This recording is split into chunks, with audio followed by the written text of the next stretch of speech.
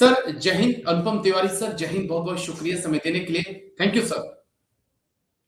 जय हिंद राजेश जी, बहुत बहुत शुक्रिया, आपने एक बार फिर से बुलाया है। आपको और आपके तमाम दर्शकों को मेरा नमस्कार। जय हिंद।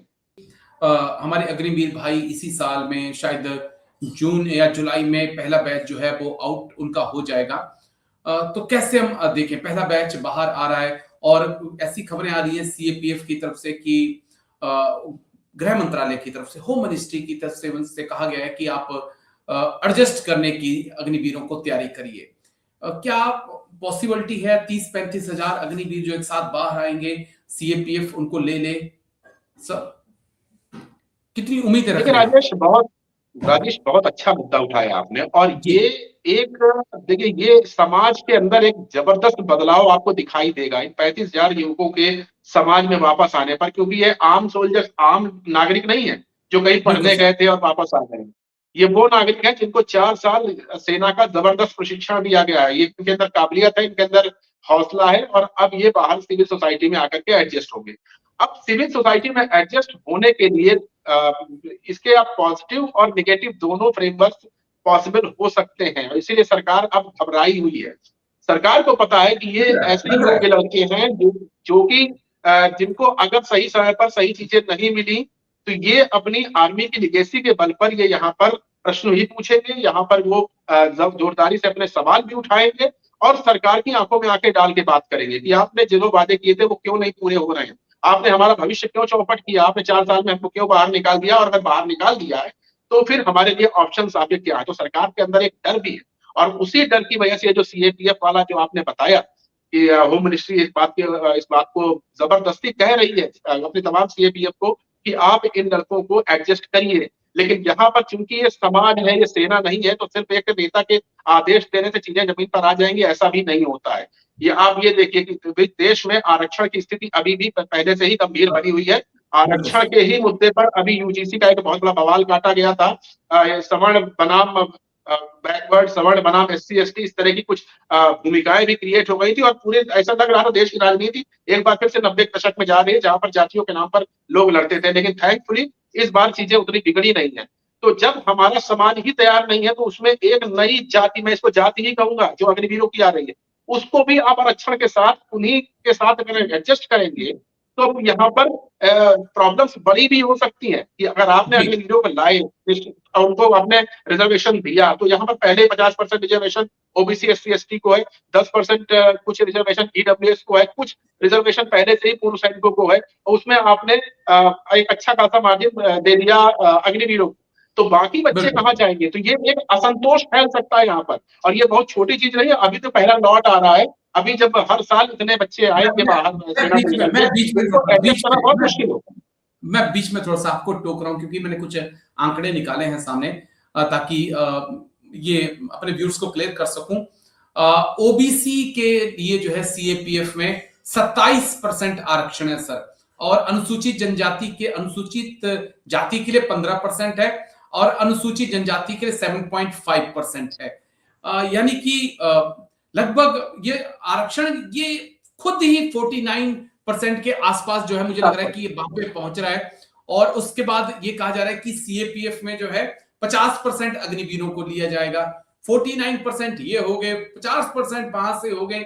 तो फिर आपकी भर्तियां निकालने की जरूरत ही क्यों है? फिर आपको जनरल कहां जाएगा? वही तो मैं वही तो मैं कह रहा हूँ कि ये तो एक ऐसी चीज है ना कि ये सिर्फ बयानबाजी करी जा रही है। हकीकत में क्या होने वाला पता है, आपने गिरा दिया। इसमें 10% ईडब्ल्यूएस तो अभी आया ही नहीं है, जो इकोनॉमिक वीकर सेक्शन का 10% इसी सरकार ने दिया था। 50 और 50 तो 100 तो यही हो गया, तो बाकी वो ईडब्ल्यूएस को आप क्या देंगे? तो देखिए ये इतना आसान विषय नहीं है, और मेरी बात आप लिख करके रख लीजिए कि ये जैसे ही ये लोग आएंगे और इनको अगर आरक्षण की व्यवस्था होती है तो तुरंत कोई ना कोई सुप्रीम कोर्ट में जाएगा और इस पे रोक लगाने की कोशिश करेगा। हम कुछ भी कहें, देखिए समाज में आपको हर तरह के लोग चाहिए होते हैं। इसी बिल्कुल। वजह से आपको जो पॉलिसी फॉर्मुलेशन है वो बहुत सोच समझ करके, बहुत विचार करके करना चाहिए। ऐसे नहीं होता है कि ये बच्चे आ रहे हैं, इनको आप एडजस्ट कर लो। अरे भाई, उसके पास जगह होगी तब तो वो एडजस्ट करेगा। लेकिन फिर, और इसमें एक और प्रॉब्लम आएगी, क्योंकि सीएपीएफ का काम और आर्मी, एयरफोर्स, नेवी का काम एक जैसा नहीं होता है।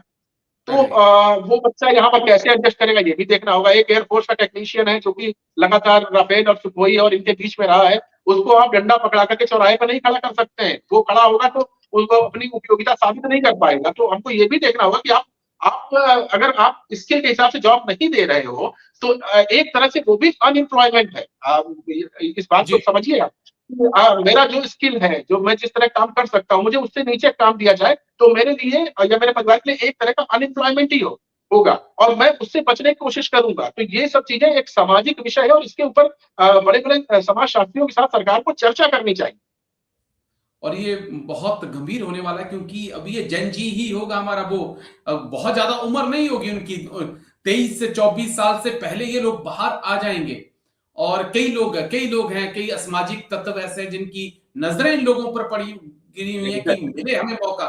नक्सल इनका इंतजार कर रहे हैं, कई ऐसे आतंकी संगठन, कई ऐसी फोर्सेस हैं यूरोप में जो चाहिए कि भाई वेल ट्रेंड सोल्जर हमें मिल जाएं। लेकिन चुनौतियां तो होंगी सर।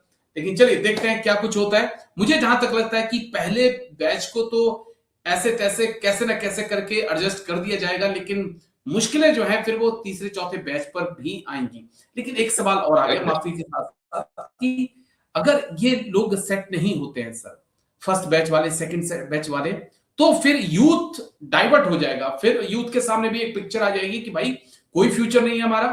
फिर अग्निवीर में आने वालों की संख्या भी कम हो सकती है। फिर लोग सीधे सीएपीएफ की तरफ जाएंगे कि फिर हम सीएपीएफ में जाएं, क्यों आर्मी में रहें फिर। हाँ, देखिए राजेश, इस तरह की समस्याएं तो आएंगी, और बल्कि इनके आने से ही नहीं, यूथ अभी जी, से डाइवर्ट हो रहा है। अगर आप हो देखें रहा है, हो जो रहा है। सेना में लोग क्यों जाते थे, सेना में जाते थे सिर्फ और एक ही कारण था, बाकी सब चीजें आप एक साइड रखिए, देश सेवा और वीरता, हौसला, ये सब चीजें आप साइड में रखिए। एक जो सबसे बड़ा कारण था, एक गरीब परिवार के, मिडिल क्लास परिवार के, लोअर मिडिल क्लास परिवार के बच्चे को सेना में जाने से उसको अपना फ्यूचर सुरक्षित दिखाई दे रहा था। उसको लगता था कि मैं 20 साल, 25 साल या 60 साल सर्विस करने के बाद मैं अपना बुढ़ापा आराम से काटूंगा, सेना कम से कम इतना इंश्योर करेगी मेरा, मेरे पत्नी का, मेरे बच्चों का, यहां तक वो कहेगा। तो ये एक बहुत बड़ा साइकोलॉजिकल इशू था, जो कि सेना की तरफ लोगों को अट्रैक्ट करता था, सेना की कठिनाइयों को आसानी से झेलने में मदद करता था। लेकिन अब इन बच्चों के पास वो वाला ऑप्शन भी नहीं है। तो जो समाज का भी वर्ग है, जो सेना में जाने के लिए पहले उत्सुक हुआ था, अब उसकी भी फर्स्ट प्रायोरिटी सेना नहीं रह गई है। अग्निवीर बिल्कुल के सर। आने के बाद वो ये मान के चलता है कि अगर मेरा कहीं नहीं हुआ, तब मैं अग्निवीर की 4 साल की नौकरी करूंगा। और पहले क्या था कि बच्चे शुरुआत से ही तैयारी करते थे कि मुझे सेना में ही जाना है। अब वो पहली प्रायोरिटी नहीं बची है। तो वो एक अलग मसला है कि वो बच्चे रिटायर होके आएंगे, वो एडजस्ट होंगे नहीं होंगे, उसके बाद क्या सामाजिक परिदृश्य बनेगा। लेकिन हकीकत ये है कि जो अगर आप छोटे छोटे जो जो पैकेट्स हैं देश के अंदर, आप हमारे यूपी में ऐसे बहुत पैकेट्स हैं, बहुत सारे गांव है जहाँ पे बहुतायत में बच्चे सेना में जाया करते हैं। कुछ कुछ गांव तो ऐसे बिल्कुल। हैं जहां पर हमारे घर में सेना में बच्चे हैं। आपके हिमाचल में इस तरह के कई गांव हैं, पंजाब में इस तरह के कई पैकेट्स हैं। तो अब वहां पर भी एक निगेटिविटी क्रिएट हो चुकी है पिछले 3-4 सालों में। पहले तो सेना की भर्तियां ही बंद थी, और उसके बाद जब खुली तो अग्निवीर आ गए। तो अब लोगों के अंदर वो जो इच्छा रहती थी सेना में जाने की, वो इच्छा धीरे धीरे करके कम हो रही है। और सरकार इस चीज को समझ नहीं रही है कि सेना में जाकर के नौकरी करना एक नौकरी नहीं होती है। आप भले ही जी। बच्चा किस कारण से सेना में आया है, लेकिन अगर वो सेना में आ गया, उसको बस एक कॉन्फिडेंस आपने दे दिया कि तुम्हारा फ्यूचर हमारे हाथों सुरक्षित है, तो उसके बाद वो सब कुछ करके जान की बाजी लगा करके अपनी ड्यूटीज करेगा, और कहीं भी बैकफुट पे नहीं आएगा। लेकिन उस साइकोलॉजिकल बैरियर को ही अब धराशायी किया जा रहा है। ये बहुत निराशाजनक है। आप 4 साल के लिए अग्निवीर करिए, लेकिन कम से कम उनको मैं तो कह रहा हूँ कि आप नौकरी के लिए मत भेजिए। आप क्यों परेशान है नौकरी करने के लिए? 4 साल के लिए आपने अग्निवीर दिया, उसको आपने एक स्पेशलाइज्ड ट्रेनिंग दे दी। उसके बाद उसको आप ग्रेजुएशन या पोस्ट ग्रेजुएशन का आप उसको डिग्री दीजिए उससे, कि ये आपका बिल्कुल। ग्रेजुएशन कर दिया, प्लस आपको एक एक्स्ट्रा नॉर्मल ग्रेजुएट बच्चे से आपको एक्स्ट्रा ये चीज मिल गई है। आपको एक कोर्स का आपको इसको बाद की नौकरियों के लिए आपको इसका प्रिविलेज मिलेगा। उसके बाद उसको फिर से एक बार कंपटीशन फेस करने दीजिए, एक उसको एक एज दे दीजिए, उस एज के साथ वो कंपटीशन फेस करे, वो सिविल सर्विसेज में जाए, वो सेनाओं में, सीएपीएफ में जाए, या फिर अलग अलग विभाग है सरकार के उनमें जाए।